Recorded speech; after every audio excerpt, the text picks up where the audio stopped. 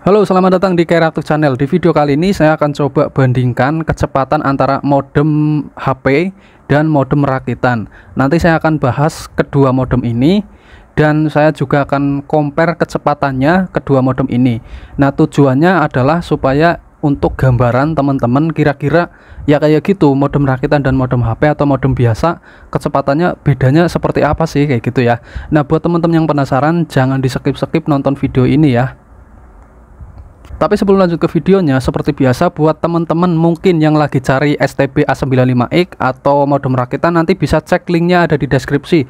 Atau mungkin teman-teman lagi cari STB OpenWRT atau lagi cari VPN Premium, ada juga di toko Kereaktif.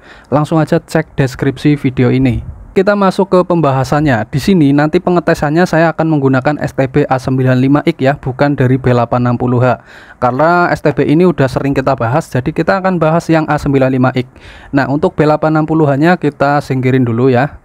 Nah, A95X ini adalah sebenarnya ini STB set-top box, basisnya itu Android. Biasanya untuk nonton TV atau untuk nonton YouTube kayak gitu ya. Nah, sekarang itu udah menjadi OpenWRT atau router ya. Ini udah ada memori dimana dia nanti booting ke sini jadi OpenWRT lah pokoknya ya. Nah, untuk spesifikasi singkatnya, oke. Jadi untuk USB dia masih pakai USB biasa 2, USB 2, belum USB 3. Kalau USB 3 itu ditandai dengan warna biru biasanya. Nah, ini masih USB 2. Tetapi USB 2 itu bisa menghantarkan kecepatan itu sampai 450 Mbps. Jadi kalau misal nanti ditancepin modem rakitan, apakah sesuai bang? Apakah maksimal? Ya kalau dibilang maksimal ya kurang. Karena apa? Karena ini USB 2, ini USB 3. Tetapi pada kenyataannya internet di Indonesia itu kan nggak sampai 450 Mbps, saya yakin. Makanya USB 2.0 ini kan bisa menghantarkan kecepatan 450 Mbps. Sedangkan modem ini kan lebih harusnya. Tapi kan nggak mungkin juga, kenyataan di lapangan kayaknya nggak juga ya internet sampai 450 Mbps. Mungkin ada tapi beberapa lokasi doang kayak gitu ya. Jadi artinya USB 3 dicolokin ke USB 2 kayak gini itu udah sangat bisa dan sangat turah-turah. Artinya apa ya? Sudah sangat cukup lah ya. Oke, jadi USB ini masih 2. Kemudian untuk port LAN-nya dia itu udah gigabit guys. Jadi artinya kita nggak perlu ngakalin supaya nanti misalnya kita dapat kecepatan kenceng banget dari modem ini, kita nggak perlu ngakalin yang namanya lewat UTL supaya speednya nggak ke limit kayak pas waktu pakai bukan modem B860, STB B860 ya guys ya. Nah, kalau B860 dia belum gigabit. Jadi kalau kita pakai modem rakitan, speednya kenceng, dia bakal ke limit di angka 80 sampai 90 Mbps. Padahal misalnya dia bisa kecepatannya 150 Mbps pada saat pengetesan. Nah, kemudian kita ngetesnya lewat kabelan ini ke komputer atau ke router. Ternyata hanya kebaca di 80-90. Karena apa? Karena di limit oleh port ini. Karena port ini belum gigabit. Jadi kecepatannya cuma 100 Mbps, tetapi kan kenyataannya paling dapatnya 80-90 ya. Oke, paham. Nah, makanya kenapa nanti saya akan lakukan tes di A95X, karena A95X ini udah gigabit. Artinya kalau misalnya kita nanti dapat kecepatannya 150 Mbps, ya lewat sini masih bisa, karena ini kan bisa menghantarkan sampai 1000 Mbps kayak gitu ya, 1 gigabit per second harusnya, tetapi kan nggak mungkin juga. Tapi lebih baik ini daripada B860 kalau memang kecepatan internetmu udah kenceng banget kayak gitu. Kemudian A95X ini RAM-nya 2 GB ya, udah sangat cukup, udah sangat jembar banget ya. Nah, kemudian untuk prosesornya dia ada di 8 core. Jadi kayaknya kalau misalnya teman-teman yang suka nyeting lewat VLAN, bisa traffic di STB, 2 modem dan lain-lain, pakai STB ini sangat kecil, sangat enteng ya bro ya. Andaikan kalian misalnya mau bawa bandwidth 100 MB itu kecil. Kenapa? Karena memang speknya dia itu udah bagus, prosesornya 8 core kayak gitu ya. Nah, mungkin kalau dibanding B860H ya agak beda karena memang speknya juga udah beda. Sama kayak HP kan, kadang teman-teman buat main PUBG nge-lag, yang ini enggak ya karena udah beda spek kayak gitu. Nah, jadi udah jelas ya keunggulan A95X kalau dari saya pribadi sukanya dia itu udah gigabit, jadi nggak perlu UTL buat ngakalin apabila speednya kenceng banget kayak gitu ya.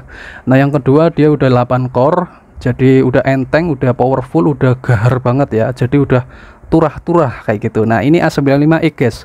Nah, kemudian kita akan lanjut ke modem guys. Jadi aku akan sepil satu-satu dulu. Supaya apa? Supaya nanti pas pengetesan teman-teman kan paham, oh alatnya udah tahu speknya kayak gimana. Jadi oh pantas hasilnya seperti ini kayak gitulah ya. Nah, kemudian untuk modem. Nah, di sini saya menggunakan modem rakitan tipe LT4220 ya. Ini interface USB 3.0 ini biru, guys. Nah, ini ada dua antena. Kebetulan ini saya sedang lepas karena biasanya aku ini tancepin antena eksternal kayak gitu ya, guys ya. Nah, ini adalah heatsink atau pendingin. Biasanya aku kasih kipas lagi di atasnya. Jadi sebenarnya ini udah cukup, tapi kalau menurutku lebih adem lagi kini kasih kipas pendingin HP itu yang 15 ribuan ada ya. Nah, ini tempelin di sini bisa. Jadi lebih adem lagi. Biasanya aku seperti itu. Nah, kemudian untuk LT4220 ini udah modif elko. Nah, aku udah pernah bahas di video sebelumnya kenapa harus modif elko. Ya, karena untuk menyetabilkan tegangan. Jadi kalau misalnya teman-teman lagi internetan kecepatannya kenceng di speed test tiba-tiba kok bengong nggak ada koneksi, pas dicek modemnya restart, berarti dia kekurangan listrik guys. Nah, biasanya karena belum dimodif elko. Jadi modif elko seperti ini untuk menstabilkan listrik supaya nggak gampang restart ya. Sebenarnya ini bisa diakalin dengan USB hub yang ada tambahan powernya, tetapi kan kalau kayak gitu kita perlu nyarat beli lagi kan, terus juga ribet kebanyakan alat. Jadi biasanya penjual-penjual modem rakitan udah ada yang mod elko seperti ini, tergantung penjualnya juga ya. Nah, ini udah, kita lanjut ke modem HP ya. Oke, jadi dari modem HP ini Redmi Note 4X versi Snapdragon. Ini sudah menggunakan custom ROM dari CR Droid. CR Droid ya. Dari CR Droid udah ada fitur yang namanya Allow Client to Use VPN. Artinya jika kita nginjek di HP ini udah bisa langsung ditetheringkan. Nah, itu bagusnya custom ROM. Nah, tetapi kita nggak akan fungsikan fitur ini karena nanti injeknya juga bakal dilakukan di STB ya, bukan di HP. Jadi injeknya di STB, cuma nanti yang beda modem sama HP-nya doang buat modemnya kayak gitu ya. Jadi open class di sini, injeknya di sini, akun VPN-nya di sini, booknya pakai yang sama kayak gitu.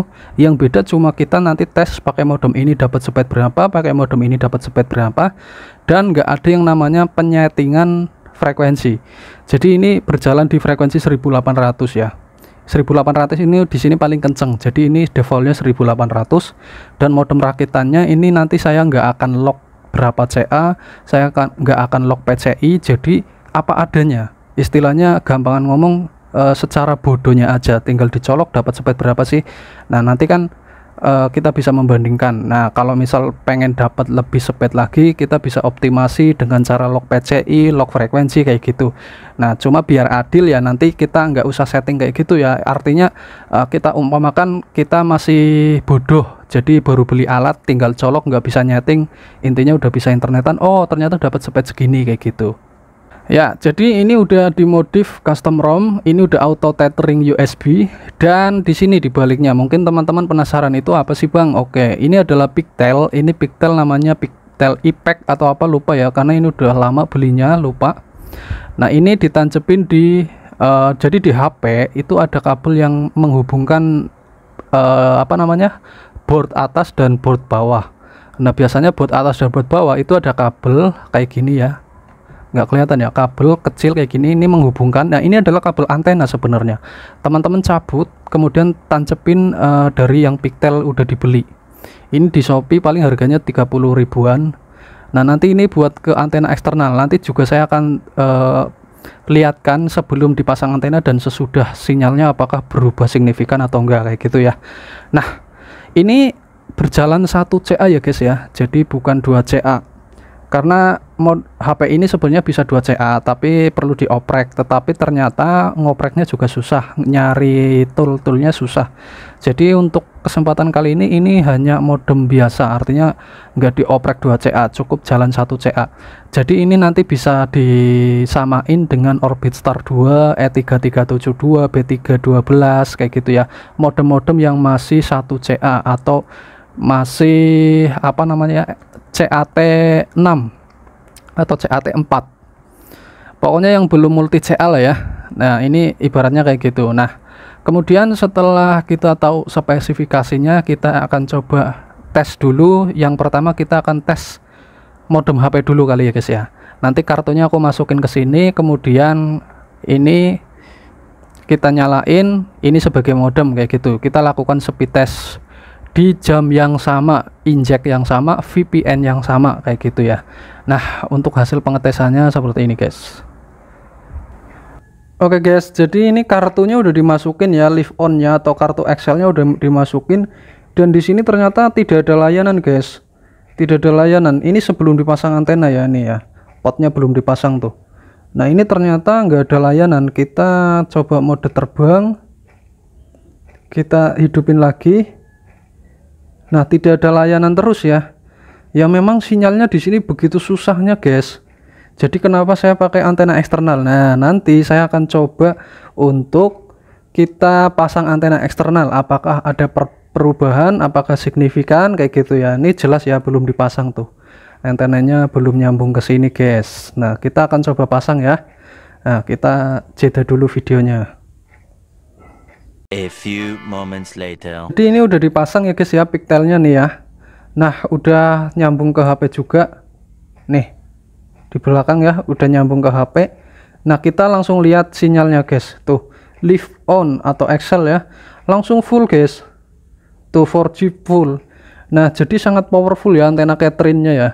Jadi udah pembuktian bahwa apakah nambah antena itu berubah signifikan bang. Nah jawabannya berubah banget guys. Kalau nggak ada antena aku nggak bisa internetan. Nah ini kita akan jadikan modem ya. Ini udah siapin USB pendek, langsung tancap ke modem kayak gini ya, ke HP maaf. Nah nanti kita akan lakukan speed test. Jadi injeknya ada di A95X tetap. Oke kita langsung colokin aja, langsung kita speed test. Nah oke, kita akan langsung login ke STB nya ya guys ya. Nah ini saya ngerekamnya pakai HP, nggak langsung rekam dari komputer. Nah kemudian kita cek di bagian interface apakah modemnya udah kedetek, modem HP-nya harusnya ada di tethering ya, tethering. Nah ini tethering udah ada ya, tethering. Kenapa tethering ya, karena modem HP itu kedeteknya di USB 0 guys. Nah udah kedetek, kemudian open class-nya juga udah nyala ya guys ya. YACD panelnya kita lihat. Nah pingnya ya ada apa kadarnya, ala kadarnya. Nah untuk masalah ping udah pernah aku bahas, kenapa pingnya hijau, kuning dan lain-lain ya, karena ini main injek lah. Tahu sendiri kan injek sebagus apapun VPN-nya, kalau booknya memang kurang bersahabat, kurang cocok ya hasilnya kayak gitulah. Nah kita akan coba di ini aja ya, Nusa aja lah, ini aja, Hersa aja, Hersa. Nah kita akan coba speed test, kira-kira speed testnya dapat berapa guys. Nah oke, kita langsung tes. Ini menggunakan Redmi Note 4X di frekuensi 1800 guys.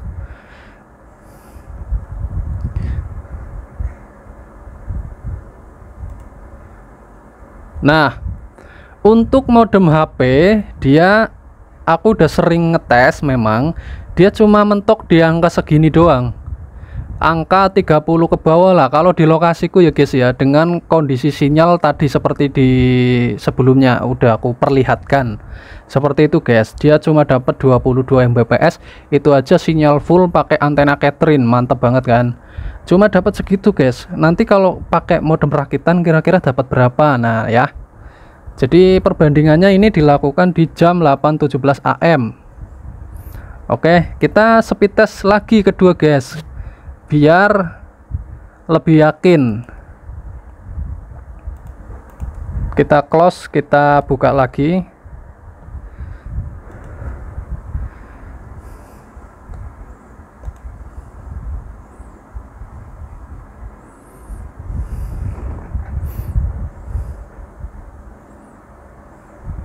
Ya agak lama ya, nggak apa-apa.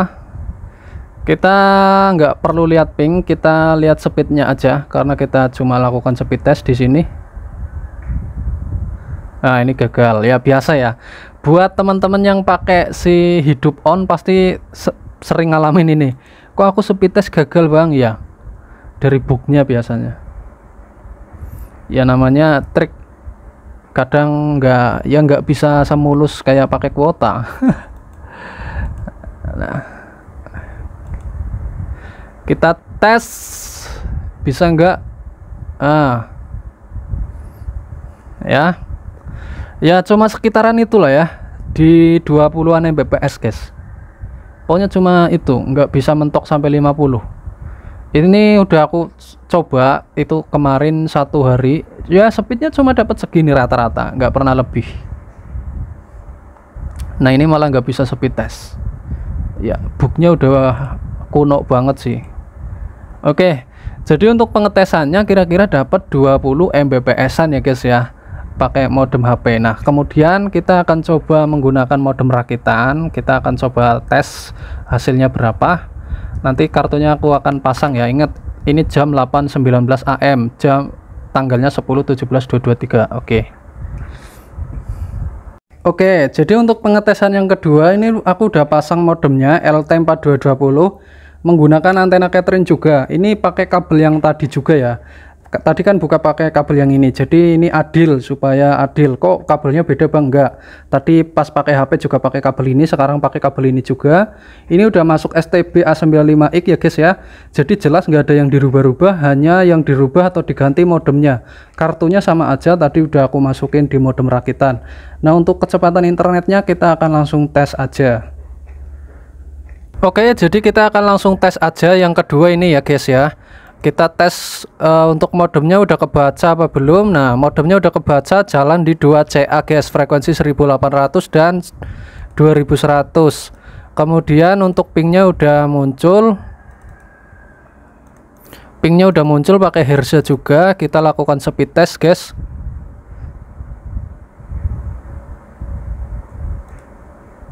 Ya sabar.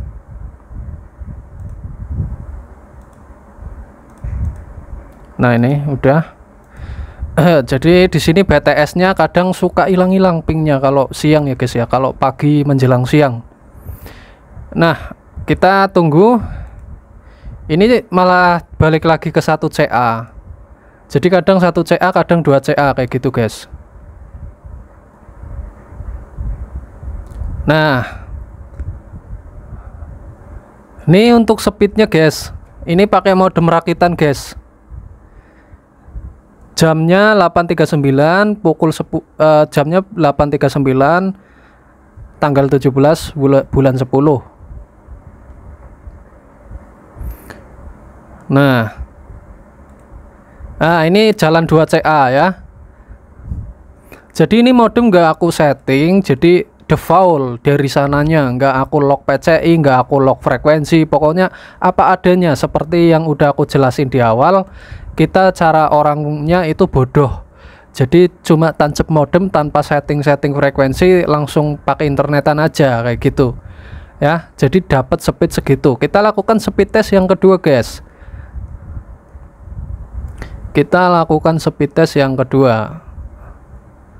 Nah kalau nggak berhasil berarti dari injeknya ya, kadang sering kayak gini, yang pakai klepon pasti paham lah. Nah ini speed test yang kedua guys, ini jalan di 2CA ya guys ya. Dah tahu kan sekarang perbedaan modem rakitan dan modem biasa. Pakai modem HP ya, HP yang setara Orbistar 2 kayak gitulah kira-kira kecepatan internetnya guys. Dan ini real tanpa settingan. Artinya kita melakukan dengan STB yang sama, dengan VPN yang sama, injek yang sama, cuma beda modem doang, tanpa disetting, default dari sananya. Ini bisa dioptimasi lagi, mungkin bisa lebih stabil, bisa lebih kencang lagi. Demikian modem HP tadi bisa optimasi lagi, mungkin ganti frekuensi 2100. Nah tapi kan kita pengetesannya tanpa setting, supaya cara gampangan orang ngomong bodohnya aja kayak gitu, colok langsung pakai internet. Nah ini hasilnya kayak gini ya guys ya. Nah dari pengetesan ini teman-teman sekarang sudah tahu kira-kira perbedaan antara modem rakitan dan modem biasa ya, kayak gini, speednya kayak gini. Nah untuk masalah praktis mana ya jelas pakai praktis modem biasa. Kalau modem rakitan kan kadang ada problem yang harus kita tahu lebih dalam, nggak kayak modem pabrikan colok langsung connect kayak gitu. Nah, cuma buat kalian yang minat STPA95X yang dari saya itu udah disetting untuk modem rakitan ya guys ya. Jadi langsung aja check out di Shopee ya guys ya. Nah, oke guys, jadi perbandingan antara modem HP yang udah dimodif Pictel kayak gini dengan modem rakitan, kecepatannya itu kayak tadi di video sebelumnya ya guys ya. Sekarang udah paham teman-teman. Kadang banyak banget yang nanyain, Bang, Orbistar 2 dibanding modem rakitan mending mana? Ya udah, kalau nyarinya speed teman-teman udah bisa nyimpulin sendiri kalau udah nonton video tadi ya guys ya. Orbistar 2 itu sama kayak Redmi Note 4X ya, speknya sama. Karena ini cuma jalan di 1CA, ini juga jalan di 1CA. Jadi kira-kira ini sama ini itu sama ya, sama E3372, E5577 sama. Nah kalau ini udah beda kalau modem rakitan ya guys ya. Nah oke, jadi kayak gitu ada video pembahasan kali ini, semoga bermanfaat. Sampai ketemu di video selanjutnya dan bye bye.